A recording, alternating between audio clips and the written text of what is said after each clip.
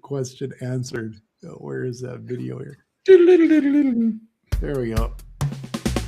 Welcome to the podcast with your favorite cash flow guys, Mike and Blaine, giving you the best advice while having a beer. When you're running a business, there are problems every day. Let Mike and Blaine help you out and guide your way. Cheers to the good times with Mike and Blaine for business, beer, and BS.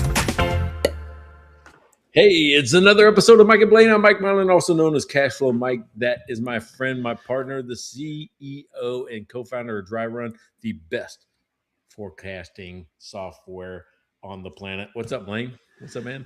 Oh man, it's mid-July. It's actually finally some beautiful weather out. It's like, oh, I should be all relaxed, and I feel like I've just run a marathon.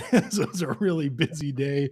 Oh, well, I'll take it. Got lots going on, but man, you can see that I came in just out of breath and just let's go. So, how about you? Well, I'm like going, I think we confused everybody in the world right off the bat. They're like going, wait a second, it's Tuesday, not Thursday. Yes. Right? So that's the first thing you should notice. So probably nobody's listening because they didn't put it on their calendar. They didn't put it in their planner. If you catch us, you're lucky. Enjoy the show, because actually, you know what that means? That instead of me being a half an hour late today, well, I'm not quite half hour, pretty close. I'm actually 71 and a half hours early. So there you go. But I feel a lot better about this. This is good. Yeah, see, there you go. So and it's because I'm going to go see my daughter in Omaha, and you give me the day off, right? Like a gracious boss that you are.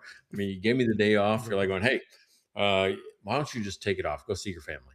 You make me laugh. No, but you know what? It is that time of year that we get into the summer schedule, and the summer schedule is always just weird because you're gone and then I'm gone, then you're gone, then I'm gone, but that's okay because it's we're still getting some episodes in, even if they're on weird days. So thanks for joining us if you're watching live, and if you're not, well, you're catching us whenever. So.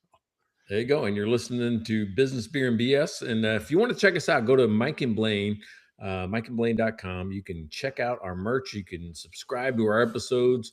You can buy us a beer. Speaking of buying us a beer, you know who bought us a beer? Neighbor Pat always.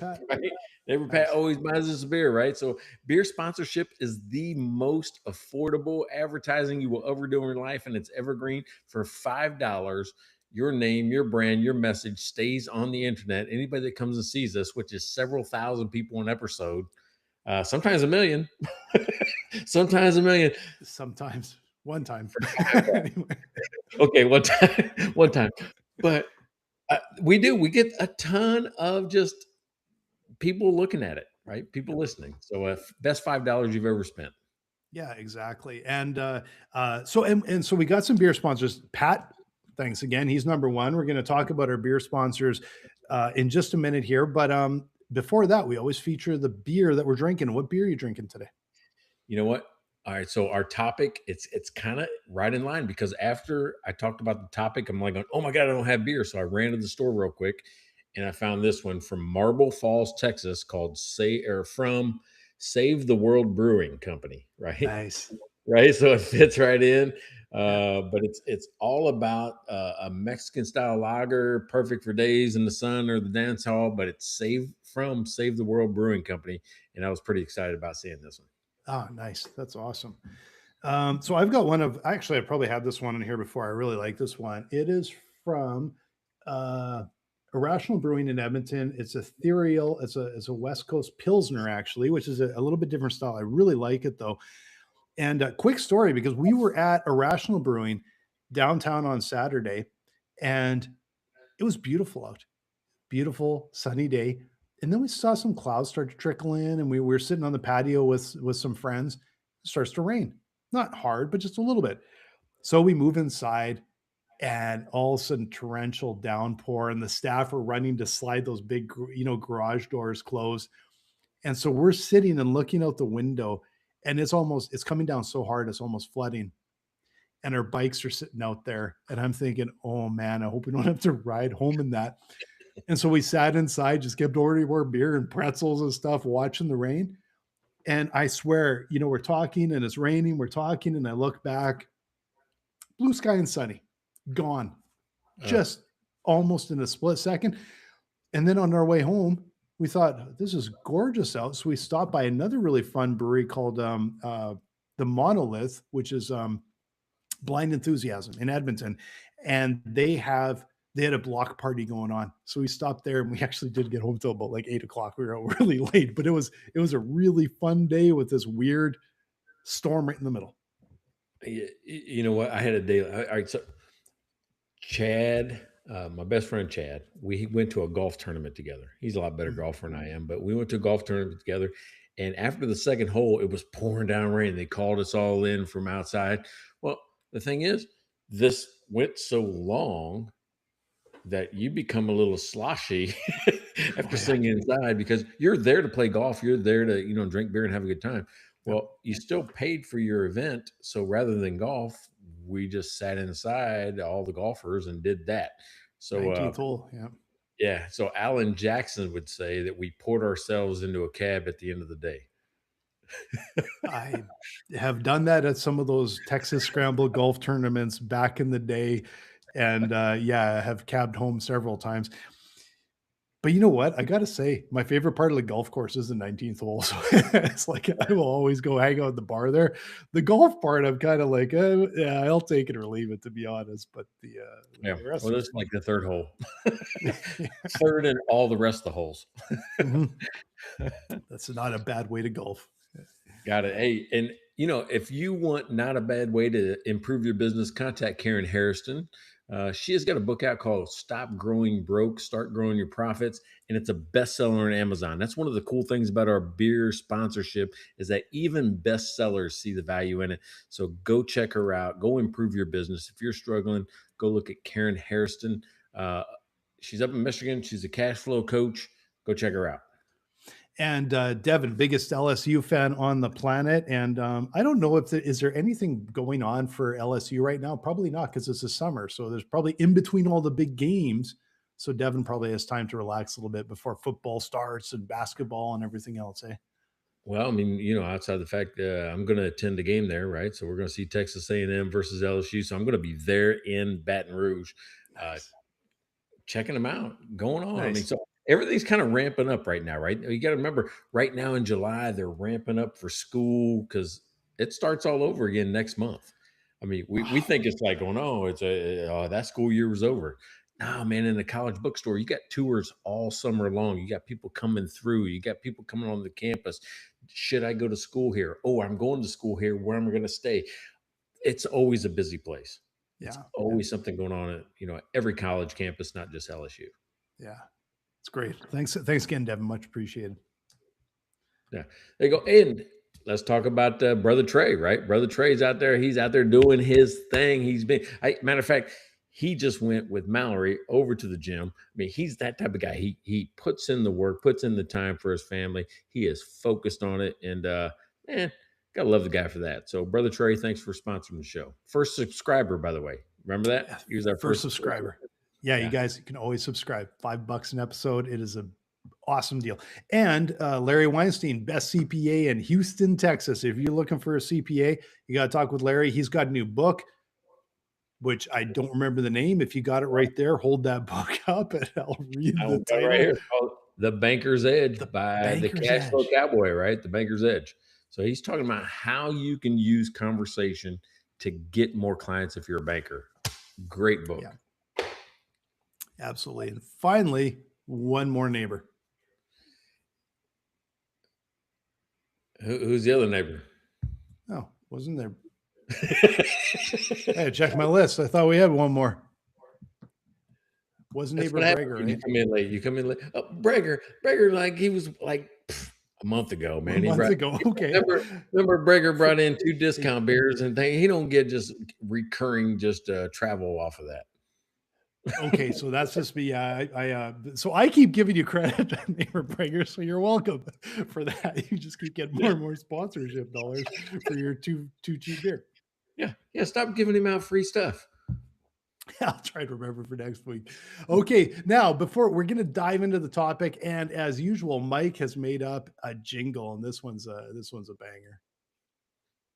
They came for the football, stayed for the fries, free refills and ranch. What a surprise! Mexico, Canada, USA. Mike and Blaine, the North American way. Business, beer, and BS.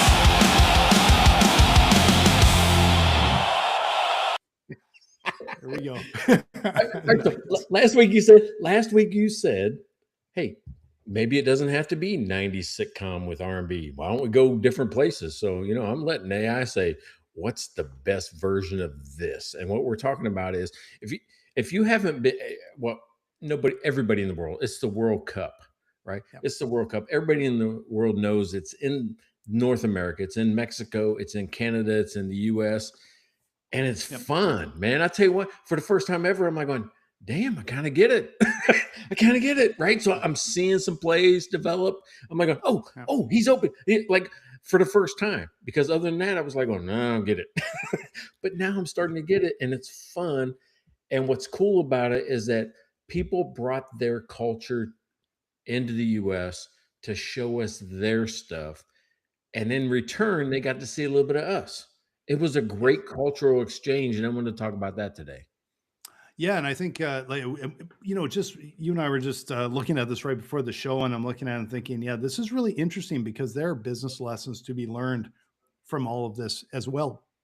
Because sometimes you don't even know how much value you offer. Sometimes there's things that you don't realize are actually a lot of value to people.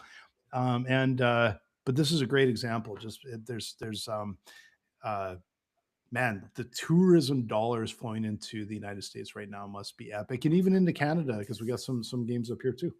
Hey, I mean, they came for the soccer, they stayed for the ranch. If you look at if you look at TikTok or any of those type of things. So, but to me, I'm thinking about there was such an exchange where what I got to notice is that what I take for granted every day, what happens locally, what we just take for granted. I don't care if it's free refills at a fast food joint or a restaurant, or again, I'll say ranch dressing, or any of the things that we just take for granted.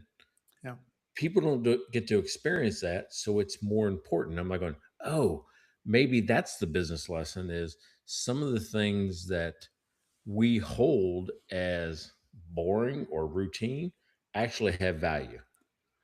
Yeah, especially when you're in the tourist industry. But I actually think extends further than that because, like I'm even thinking of some of the businesses in Edmonton. I'm thinking of some of the restaurants. I'm thinking there are things that some of our favorite restaurants do that I just value so much, and it's just like this is business as usual for them. And I don't even know if they realize sometimes why repeat customers come back. Like I think they like, yeah, well, they must like something, but sometimes I think they might miss some of the subtleties. In fact, I actually mentioned this Irrational Brewing that we were there on the weekend, and one of the things that I appreciate so much, like they have very good beer, they have high quality beer, uh, but their staff are great. They're just their staff are so good, and it seems like every time you go in, even if it's a new staff member, they're friendly, they're dialed in, and sometimes I'm just like, I wish I could see the owner and go, "Yeah, you got this down," because not everybody hires staff that are just so good immediately. Well, that's what we learned instantly when you have, I forget how many million people came into probably Canada and Mexico and the US, Mhm. but what they saw was just the regular person, right? They just saw the regular person that's there every day. Yeah. They mentioned the hospitality. They mentioned, the warmth. They mentioned the way they were treated.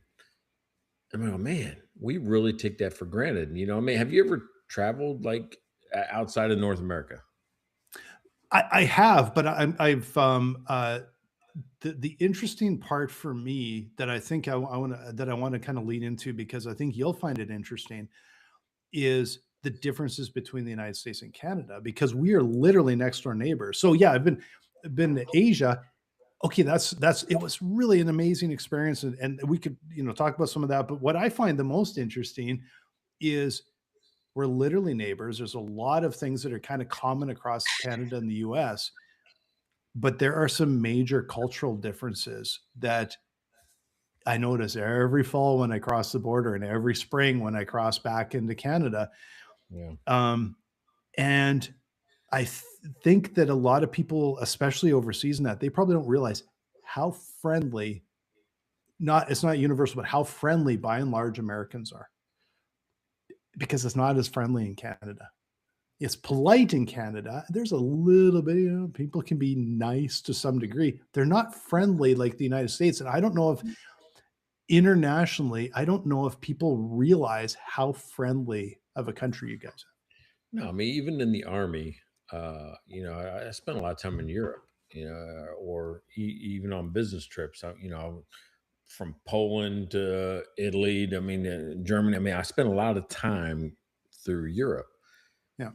And you're right. It's not that there's not a politeness to Europe, I'll say, but it's not a warmth.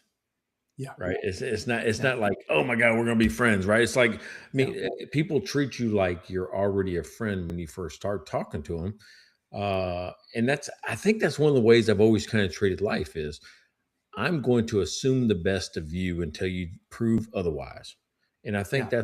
that's an American trait. I'm going to assume the best until you tell me, I should put my guard up.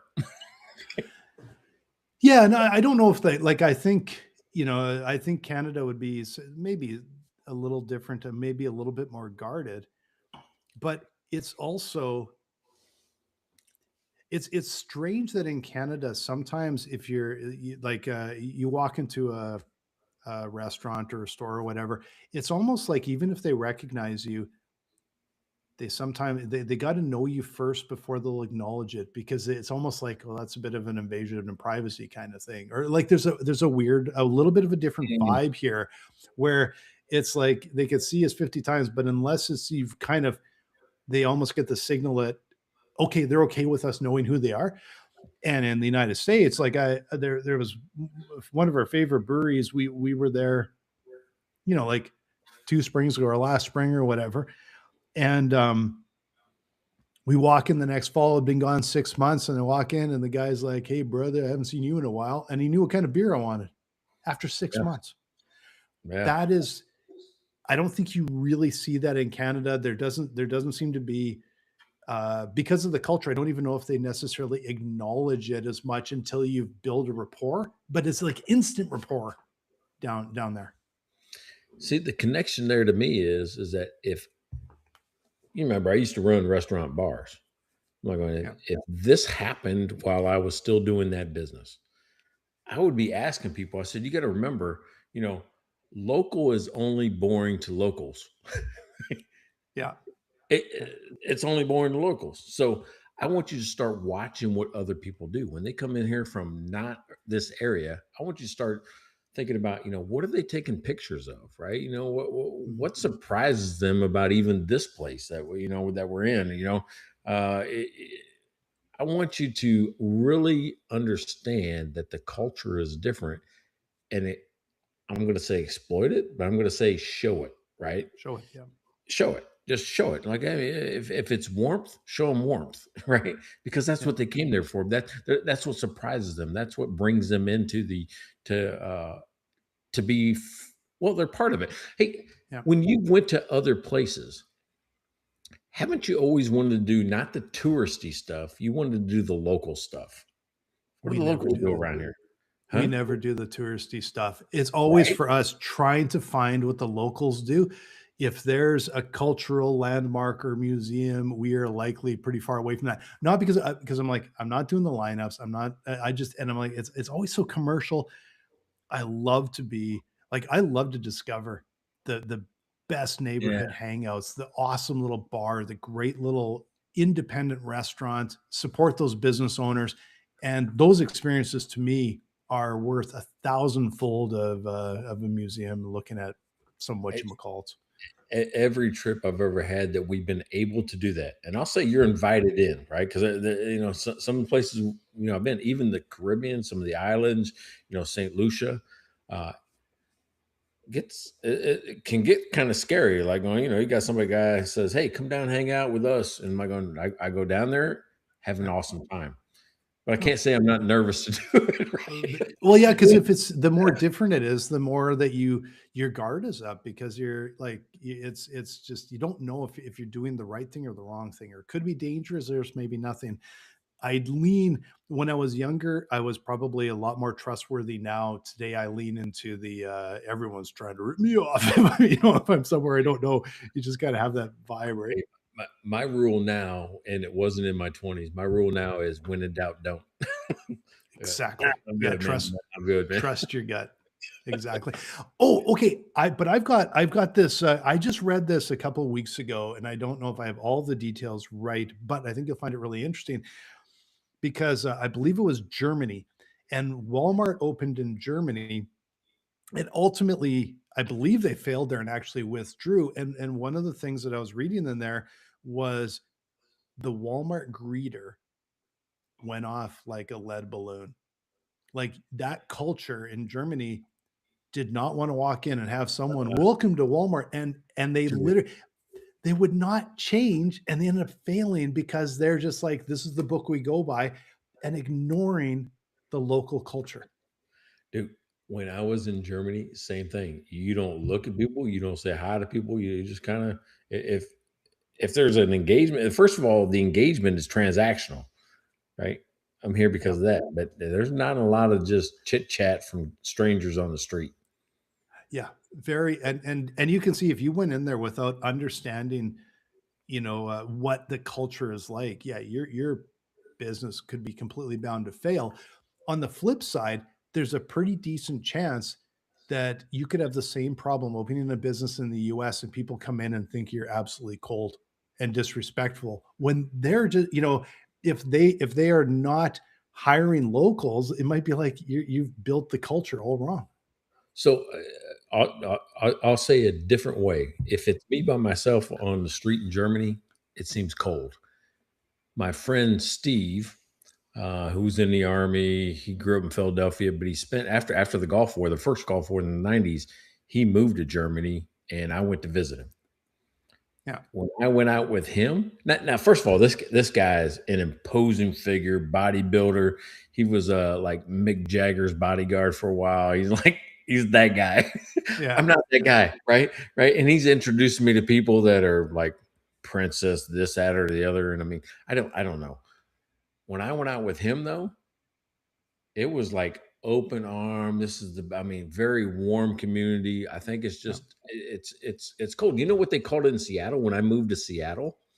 They called it the Seattle freeze. You got to remember I moved from St. Louis after I sold my stuff and Yeah. moved to Seattle, and it took me a long time. I'm going, what the hell's wrong with people up here, right? How come I can't make friends as fast?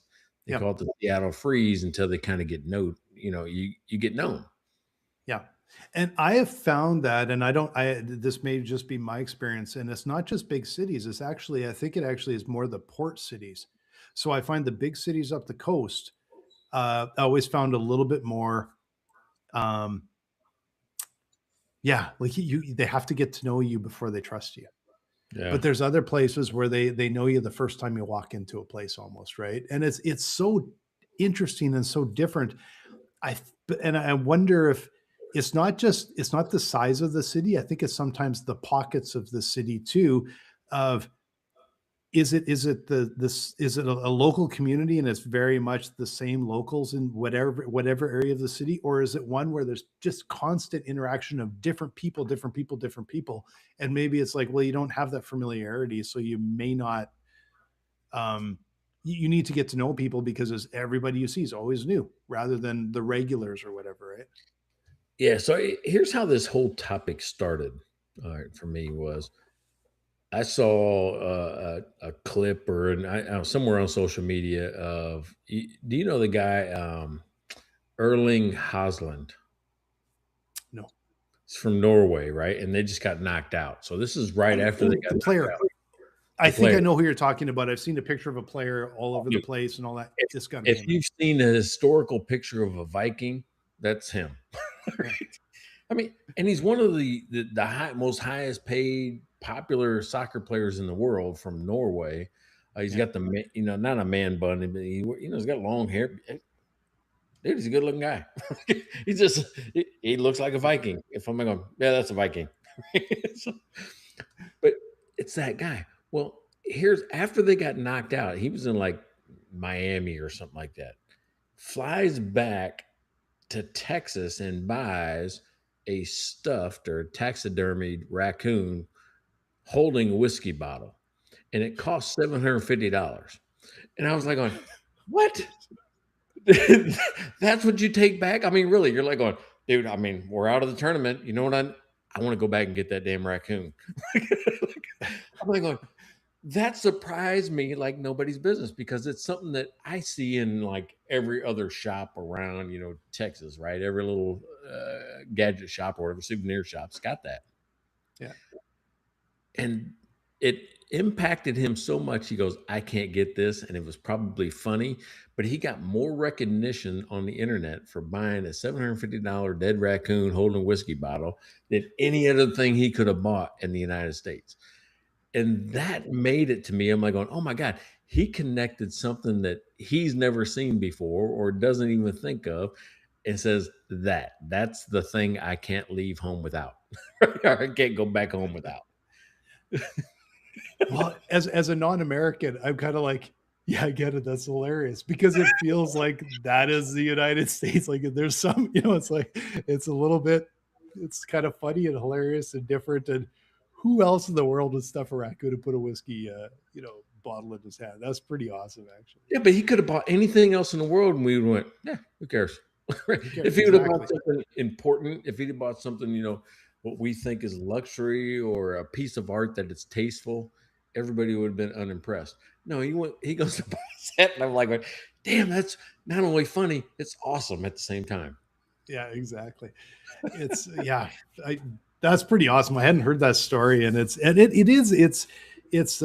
okay. So there's a couple different sides here that are really quite interesting because it's understanding who your market is and trying to figure out, okay, where do you offer value that you might not be seeing, but then also there's on the flip side, uh, almost like the Walmart. Do you get into this corporate culture and the corporate book, and you actually disregard local culture, local custom, and you do that to your doom.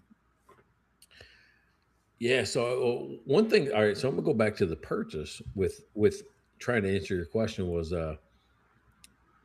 Wild Bills is the name of the company he bought it from, right? And Erling pretty much said, I can't find this anywhere in the world. He was unique, and you can find it at 100 places in Texas. It's one of those things. But it was so unique that it caused a celebrity sensation, which I think will increase, at least give them an immediate bump. There's going to be some uplift where it says, hey, I want to go see stuff like that. And maybe it's other people that are still in the country, they go buy one just because he did. Right. Yeah. So, but yeah, there's got to be something that you can take away as a business lesson on what is it that you have that is unique enough to create a memorable experience, and it's not cost. Yeah. Right? It's not that I spend $1,000. It's like I have from the Key West. I call it a $2,000 stuffed fish out in the garage.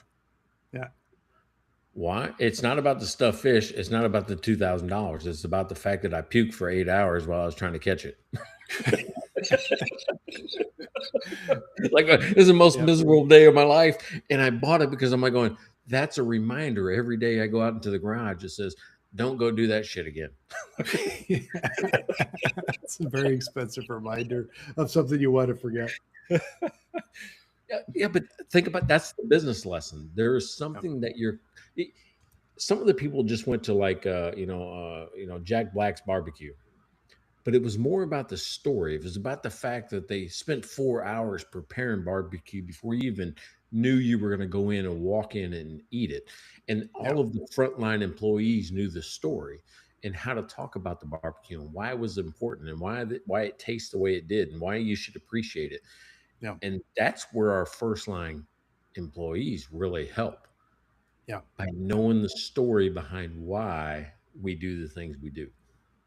Well, and it goes back to the purple cow strategy that I've read about, and I think we've probably mentioned on the show. But it's simply the idea: if you drive by a herd of Jersey cows and one of them's purple, guess which one you notice, right? And I think that's a really good business lesson because it's easy to just fall into the groove and fall into the um, follow the leader, follow, and you just it becomes vanilla and nobody pays attention to you. Now, it doesn't mean do something outrageous just to do something outrageous, but it's how do you stand out in your crowd? How do you draw attention to your customers? What do they truly value? That oftentimes is like, what are you already doing that they value that you may not understand is worth everything to them?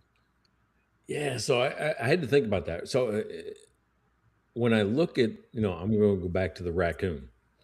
To me, I want to be worthy enough to be taken home, put in your luggage, right? Something. Yeah, Luggage could be your memory, but is it unmistakably yours? And here's some other rules that I think about with that raccoon. Can it be easily photographed? Can it be easy to describe? Can it be kind of unexpected? And is it worth telling somebody else about? So think yeah, about your business. Is it that? Like, even if I take a picture of a menu because that Jack Black's brisket was awesome, then I take a picture of the plate, and then I got, a story to tell talking with the employee. That's a whole experience that you talk or take back to, your home country. Even me mhm, in St. Lucia coming back after being introduced to Piton beer because it was the guy that actually brewed the beer, and I met him in the pitons at a sulfur spa. The guy that was doing it, I'm like, yeah, that's something I can tell somebody else because it's uniquely him, not me, yeah. him. It's interesting. Like the one thing that kind of occurs to me is almost all of these things, all of the stories, everything. It comes down to people. Mm, Like yeah. if even if the soccer player had walked in, like if he walked into like an antique shop or some garage sale or whatever on the other side of the world and saw a raccoon with a whiskey bottle and it didn't represent the culture, he'd just be like, "The hell is that? Like, who? Nobody wants that." There was something about that he just said, "Okay, I think it represented the people." Where it's like, "Oh man, this is funny and it's fun and it's like a little party animal," like all that kind of stuff. So I still think it's amazing how much of it still comes down to people because a lot of stuff you're talking about is it does come down to it comes down to people and the relationships that are built. Yeah. When think about it, if he wouldn't have played in Dallas, right? His team didn't play in Dallas. He doesn't meet that guy. He doesn't have that experience. He doesn't Yeah, wear the cowboy hat, right? And get involved with people that are just all amped up on, Texas pride. He yeah, came back for that. He came back to remember that later. yeah, yeah, exactly. And you know what? There's probably lots of places in the United States that if he saw the exact same thing in a store, it would not represent and it would not remind him of the fun experience he had, and he would just be irrelevant to him, right? Yeah. So I mean, again with Dallas, because I'm in Texas, I hear more Texas news.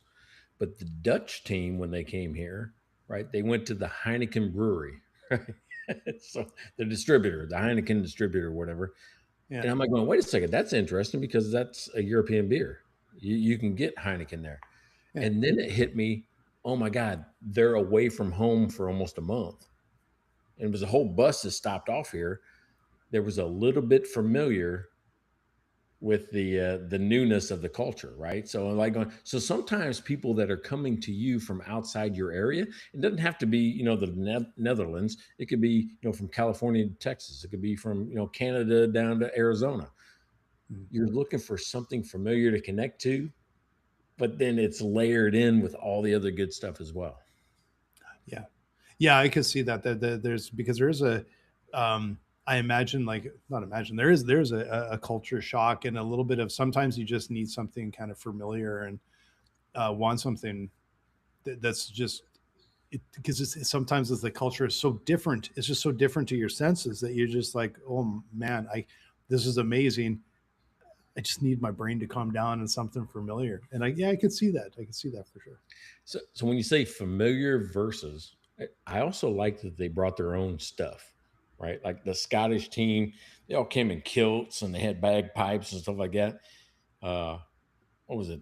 The Swedish team did the Viking row. Have you seen that? No. They filled the whole street. No, go look at it. They have a chant, a cheer for the soccer team for Yep. I think it's Swedish. And what they do is they all get down, sit on there like they're rowing in a boat. And they go, oh, row or skull or whatever the word they use. But it's Yep. super cool. And they fill the whole street of Viking type fans, call it the Viking row. And that's their thing. I'm like going, okay, that's new. That's cool that we can see your culture, but it's familiar to me because we have chants and cheers and sports and I go to college football games all the time. There's always something that we collectively can do together. I mean, when I Yeah. go to Chiefs games, at the end of the national anthem, instead of saying home of the brave, first of all, Arrowhead is the loudest stadium in the world. They'll say home of the Chiefs, and that's your first introduction into how loud that stadium is all 70,000 people, whatever, say Chiefs at the same time. Yeah. Like, oh, this place does get loud. Yeah. I can tell you from a Canadian perspective, there's nothing warmer than 20,000 Canadian fans in the hockey rink yelling all at the same time. Ref, you suck. Ref, you suck. Yeah, right. Yeah, that's your thing, right? I mean, that's and it's uniquely yours. So if the Canadian team or Edmonton comes down, I'm sure they probably did that in Florida during those. Didn't you guys play in a couple big games in Florida? They lost a couple of big games in Florida, but I guess that's just how it goes. Did you guys say refs suck? Did you hear that? I'm sure when they were playing in Edmonton, I'm sure there's probably a few of those, but yeah, it pops up every once in a while with the fans. So. Hey, but if you haven't looked on social media, I mean, there are people in Canada right now just saying poutine is the best thing in the world. I mean, they're just like going crazy over poutine, and I'm like, going, dude, that's gravy on French fries. I like it too, but still. Oh yeah, but it's the cheese curds that make the difference. If you haven't had poutine, man, if you think it's just gravy on fries, because it is the poutine kicker that is the difference. Yeah, I think I had it over. Or the cheese curd kicker. Yeah. Now, okay, so when I go to Wisconsin, they have a difference between fried curds and squeaky. They call them squeaky curds. Squeaky curds, yeah. That's the same. The squeaky ones on the this is squeaky ones that go on the poutine with or on the fries with the gravy. See, and you think I don't know anything? Well, you know about Wisconsin, but poutine's you missed a critical ingredient. There's only 3 ingredients, man. You missed one of the big ones. We went when we were in Montreal. This was just like a year or two after we got married. My wife and I were in Montreal, and she just kept talking about wanting to try poutine. And so we went to this restaurant, and it was up on, in the historic district. It was up on the 2nd floor, and we ordered this poutine. And I brought at that time, my camera with, I think it was, I don't even think it was digital. And I went to take pictures of her while she was eating the poutine. And you could tell that she was very, very, very disappointed in the poutine. It's like, how do you like it? Thank you. It's good. And because she'd made, we had to go so far away and order this poutine and everything, and then she didn't even like it. But I thought it was awesome. Like I loved it. So, yeah. All right. So I saw a story about Squamish. Am I saying that right? Squamish Nation. Is that Canadian? Squamish is a town in BC. It could be a First Nations nation. It probably is actually. Yeah, I should know that. There was a person. What was it? I don't know. in Vancouver. So this is Vancouver. Yep. And so before the games there, they actually had a fan festival, and somebody from the Squamish Nation came there with just their bracelets and were just selling it Oh, at a okay. fan Nice. festival, right? So fan festival and all that. And that's what I'm saying. Oh my gosh, think about this. It doesn't have to a global platform for you. Think about it. I don't know this person from Vancouver in the Squamish Nation just selling bracelets at a small table. I do Yep. now, right? So a global platform doesn't mean that you have to have a global message. Mhm. If you Yeah. think about that. That's So highly localized message. Yeah. super localized. So even fans that come in from out of town or out of country or around the world come into your area, you still stick to your message. It doesn't mean you change just because there's a big global platform that you can get on. And Mhm. she did that, and her brand became a global brand just because she Nice. stuck to what she did, because she probably didn't know any different. And it was Yeah. really a cool thing, right? That the world doesn't need another just souvenir in her world, right? But it wants something that could only have come from you, Yeah. Yeah. right? You got to think about it. It could only come from you. I can only get this here, and I've got Yeah. some things from Panama, some soapstone carvings of like a chess set that, like, oh my god, I couldn't have got it unless I drove down that one dirt road and there was a cardboard sign, not a cardboard sign, it was a wood sign and it said Walmart on it, but it was WAL-MART. And it was just like what we would consider a flea market in the middle of Panama, in the middle of the jungle in Panama. And I stopped and I found one of the most beautiful soapstone chess sets I've ever seen. And I bought it. Why? Nice. Because fantastic. It Yeah. just was beautiful, and I couldn't get anywhere else.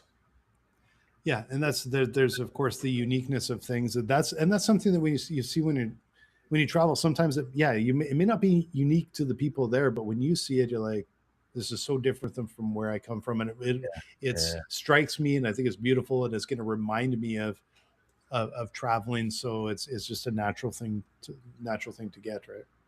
yeah, that's where we've been talking over the last month that authenticity beats polished. That's where we're Yep. at in the evolution of just business. Is that Yeah. you can be authentically you. We're done, at least in my world, my company, with trying to make the most polished video. If I stumble, if I stutter, we just let it run, because that's how I talk normally. I mean, you've Yeah. listened to the podcast. I'll stutter and stumble and slur even, like Especially you in the know, birthday episodes, especially on the the whiskey. whiskey episodes. Yeah. By the way, we're thinking 250 might be a whiskey one, so tune in. And this is 245, so it's coming up. It's only 5 more episodes. Exactly. Yeah. There you go. Looking So, forward to that one. all right. So I think here's my lesson I would tell to business owners: is like, going create an experience that somebody can retell. Think about it. You and I, even this whole podcast about you, me and you telling stories back and forth about I did this, you did that. Oh, I hated this, I hated. Everything's about people buying people, not products. Yeah. Yeah. That's And what I think memories. we started off with. Yeah, and memories. And memories. Like, it's like we talk about this every once in a while. Like, when you live in a city, you get into routine, you do the same things, and it becomes kind of Groundhog Day. Like it's the same stuff over and over again, and rarely things sort of stick out. And then when you have this experience that stands out, like when we were at the block party on the weekend for Blind Enthusiasm, and it was interesting because it was based on this band that was I think the story was their 20th or 25th anniversary of the band. Shout out local Edmonton band, kind of an interesting band. But to be there and have all of these people around and sharing tables, and then we had friends that kept showing up, and a year from now, I'll remember. I'll be like, oh yeah, I remember last year when they had the block party and we all these friends showed up and we were having all this fun. And it's because it was different. If you did that exact same thing every week, something different would be the one that would probably stand out in your mind, right? Yeah, and you're talking about different. Different could be in your own town. What Mm-hmm. I learned Yep. over this whole World Cup thing is that the people that came from Europe or Japan or any of these countries didn't come in here and discover what we already knew. What they did was they held a mirror up for us and said, "Hey, here's who you are." Right, and we appreciate it. And I'm like, oh, we got to rediscover who we were through their eyes. Yeah. But they didn't give up on themselves. Like the Japanese still cleaned up all their sections in the in all the stadiums. Right, that's a cultural thing. And like, we don't do that. I might clean up my spot. I don't clean up my section. Yeah. Yeah. It's a really cool thing, right? Yeah. Yeah. It's, there's nothing quite like the World Cup. Like, I'm not a huge soccer fan, although every time I watch World Cup, I kind of get into it and I'm like, okay, I should not get any streaming soccer because I don't need more stuff to watch on TV for sports. Like, it's, I'd rather be outside, but I can see how you could get sucked into it. But I don't think there's another tournament in the world. I don't think the Olympics, I think they actually pale in comparison to the World Cup. There's a different, I just personally, what I see and the feel I get is, like, we're going to a bar with some friends on the weekend. We're already planning to watch the final. Don't care who's in. Well, we care who's in it, but I don't because my teams are out. But we're going to watch that. We never did that during the Olympics. Maybe we watched some hockey games, but it wasn't. It's not the same international gripping everybody. Okay, but did you do it when the World Cup wasn't in Canada, US, and Mexico? When it was in South I America? did. I did. I remember, like, I'm going back over 15 years. I remember we took the entire office to an Irish pub to watch a game. I don't remember what game was on. One of the last World Cups, I don't know if it was the last one or the one before, when Germany won. We got English neighbors and Dutch neighbors, and we would be watching World Cup, and they all came over here for the final because Germany was in the final, and I had my hat on. I think it's, and also they're not playing in our city here. They're playing out on the coast, but I don't think it's as, in Canada, it's not as big as when it's actually here. But I also can't think of another international. I guess the Olympics a little bit, but where the entire world is grip to it, and are all watching, and you actually would take an afternoon off work to go watch something. Maybe a hockey game would be kind of it in Canada. Yeah, I can tell you that this is the first World Cup of my life, right, that I paid attention to. Right. And maybe media did that or whatever, but I think FIFA or the World Cup did themselves a favor by doing this because they turned guys like me that didn't pay much attention. Yeah. I'm like, damn, that was actually kind of fun. That was fun. I could get into it. I love, people that love their teams, right? And more than that, there's an international connection that happened because of it, and I really appreciate it. Yeah, and it's I think basically, like, staking that claim in the American market was such a massive deal because, yeah, it maybe wasn't that big of a deal certainly compared to Europe and a lot of other countries, Mhm. but maybe they've turned the corner a little bit here in the United States with and even Canada, with taking a big step forward and pulling us into the rest of the world where soccer is such a big deal. The thing that I can compare it to is, if I look back at F1 10 years ago, the United States didn't care about it.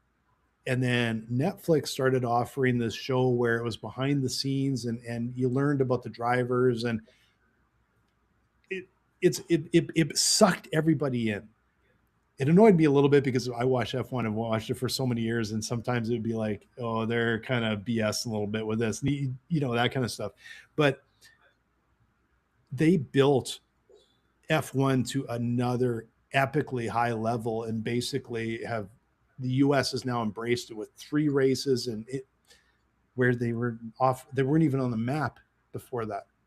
Hey, think about it. The one happening next month, there's only ever going to be one of those trophies available. The America 250 around the White House, there's only one of those that can never happen, right? The one race around the White. Now they could do more races around the White House, but not for the 250 anniversary. Yeah. Yeah. Yeah. Those are some of the things that make it special when there's some, again, it just comes down to people and story. That's how the Netflix thing got F1 going. It was people. They care Yeah. about people. They care about story, and that's what people embrace. And then the sports sort of follow behind it. Even for soccer, like knowing the story of the Canadian team, knowing Alfonso Davies, he was injured, and kind of the issues that went around that, like he wasn't allowed to play. Messi, who got a hat trick in that one game, and he's a superstar, but he's kind of in the twilight a bit of his career. There's so many good stories, and that's what gets you sucked into these things, right? Yeah. Well, I mean, absolutely. But I got sucked into the social media aspect.